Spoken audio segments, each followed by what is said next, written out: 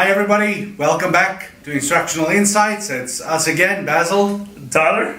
and today we are still talking about curriculum. Remember we started last time about curriculum and we're still talking. What are we talking today? Today we're going to talk about the learner-centered theory. Oh yeah? So the learner-centered theory is kind of like the opposite of the last one we talked about, social efficiency. This one educates the individual.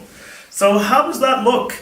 Kind of the students can have more of a chance to construct their own knowledge, like through group work and problem solving, things like this. But also the teacher's going to pay more attention to the individual's needs and their differences too. So it's going to recognize different intelligences, and it's going to try to be more interesting for each student. So Okay. what So do you think? we're talking about portfolios, we're Yes. talking about very student-centered stuff, Yes. project-based learning. Yes, things like this. All right, Yeah. so from an idealistic point of view, it sounds good, and I think there's certainly really does. good merits. The problem I see with this is the fact that many educational departments struggle with big classes. We've got big classes sometimes, and Right. because of whatever, there might be an area like, for example, in South Africa, they struggle with big classes because they've got a shortage of teachers or whatever the case might be. Then it becomes really difficult because it's impossible to spend that amount of time with a student if you've got 40 or 50 students in your class. Then it becomes impossible. You're I don't know what right. you think. It's going to be tough anyway. The teacher's going to have to be really well trained in this kind of area to be able to handle it. Yeah, that's the other thing. Even then, I'm not.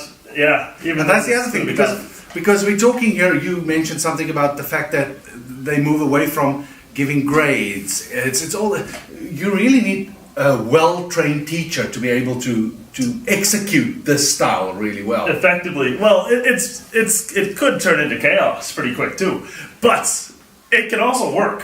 It can also work.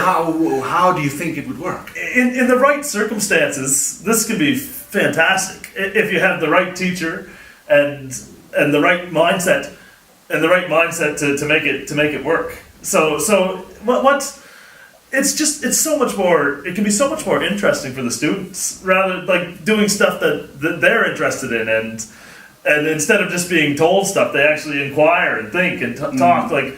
And even in a big class, there's ways you can sneak some of this in. Like instead of just telling them something, you can ask them what they think about it. Give them a second to think about it, or talk with their classmates, and then before they share to you, there can be stuff like this brought in. What I do like about this is the fact that it's a little more interdisciplinary. Yes, So we're very moving much away so. from clear-cut subjects, which I guess is a controversial topic. But I do like the cooperation, the blurring of the lines and getting stuff, because it's closer to reality and application. So I do like that part of it. I like the part of integrating subjects a little bit more and working together. I guess you're right, Tyler. And then we need to again draw from this theory stuff that we can use and adapt to the environment we're in. Yeah. So what do you think? Please let us know and write a comment below and like and subscribe.